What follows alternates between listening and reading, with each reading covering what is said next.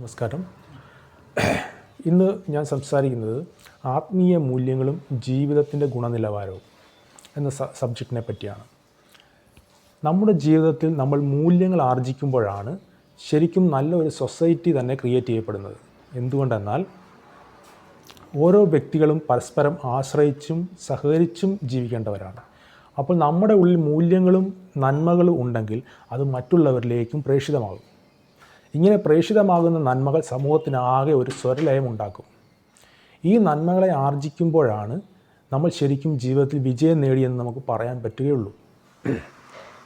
ഇതിന് നമ്മൾ സൃഷ്ടമായ ഈശ്വരനിൽ വിശ്വസിക്കുകയും അദ്ദേഹത്തിൻ്റെ നന്മകളെ നമ്മുടെ ഉള്ളിലേക്ക് പകർത്തുകയും വേണം.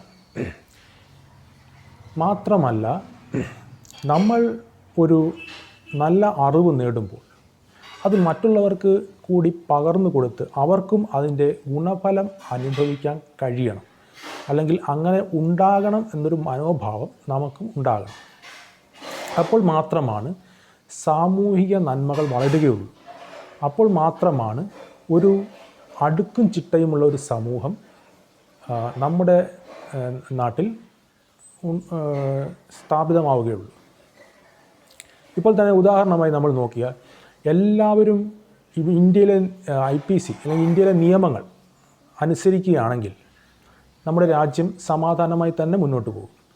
ഇതേ പ്രകാരം നമ്മുടെ ആത്മാവിന് അല്ലെങ്കിൽ മനസ്സിന് ഉള്ള ചില റുട്ടീൻസ് നിയമങ്ങളുണ്ട്. ഈ നിയമങ്ങൾ നമ്മൾ അച്ചടക്കത്തോടെ അനുസരിക്കുമ്പോഴാണ് നമ്മുടെ ജീവിതത്തിന് ഒരു വെടിപ്പാർന്ന ജീവിതശൈലി ഉണ്ടാവുകയുള്ളൂ. ഈ ജീവിതശൈലി ഓരോ വ്യക്തികളിലും ഉണ്ടാകുമ്പോഴാണ് ആ വ്യക്തി വികാസം ഉണ്ടാകുന്നത്. അല്ലെങ്കിൽ അങ്ങനെ ഓരോ വ്യക്തികൾക്കും വികസനം ഉണ്ടാകുമ്പോഴാണ് സമൂഹം ടോട്ടലായി ഒരു ആത്മീയ വികസനത്തിലേക്ക് മുന്നേറുകയുള്ളൂ. അപ്പോൾ ആത്മീയ വികസനം എന്ന് നമ്മൾ പറയുന്നത് എന്താണ്? അതിൻ്റെ നമ്മൾ സംക്ഷിപ്തമായി പറഞ്ഞാൽ ആത്മീയ വികാസം എന്നത് നമ്മുടെ ഉള്ളിലുള്ള ആത്മീയ മൂല്യങ്ങളെ വളർത്തിയെടുക്കുക എന്നുള്ളതാണ്. ആത്മീയ മൂല്യങ്ങൾ വളർത്തിയെടുക്കുമ്പോൾ നമുക്ക് ചിലപ്പോൾ ഭൗതികമായ ചുറ്റുപാടുകൾ നമുക്ക് വളരെ കുറവായിരിക്കും. എങ്കിൽ പോലും നമുക്കൊരു ആന്തരികമായ സംതൃപ്തി നമുക്ക് കണ്ടെത്താൻ കഴിയും. ഈ സംതൃപ്തിയാണ് ജീവിതത്തിന് ഏറ്റവും കൂടുതൽ പ്രത്യാശയും ഉന്മേഷവും പകരുന്നത്. അത് ചിലപ്പോൾ ഭൗതികമായി നമുക്ക് പല ബുദ്ധിമുട്ടുകളും ഉണ്ടാകാം. പക്ഷേ എങ്കിൽ കൂടിയും അവയുടെയൊക്കെ മധ്യത്തിലൂടെ നമുക്ക് ആത്മീയമായ നന്മകൾ അനുഭവിക്കാൻ കഴിയും. എന്താണ് ആത്മീയ നന്മ എന്ന് പറയുന്നത്? ആത്മീയ നന്മ എന്ന് പറഞ്ഞാൽ ആത്മാവിനുള്ള ഏറ്റവും വലിയ ഒരു ബ്ലിസ് അല്ലെങ്കിൽ സംതൃപ്തി. ആ ബ്ലിസ് അതനുഭവിക്കാൻ കഴിയുമ്പോഴാണ് നമ്മുടെ ഭൗതികമായ കാര്യങ്ങളും നേരെ ആയിക്കോളും താനെ.